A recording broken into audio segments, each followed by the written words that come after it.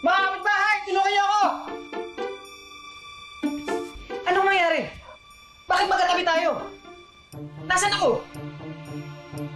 Ano ka ba? Nandito pa rin tayo sa bahay ni Rogelio. Si Miguelito nandun sa court.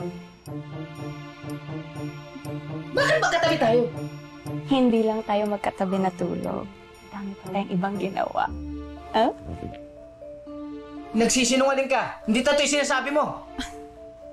Bahala ka kung anong gusto mong isipin.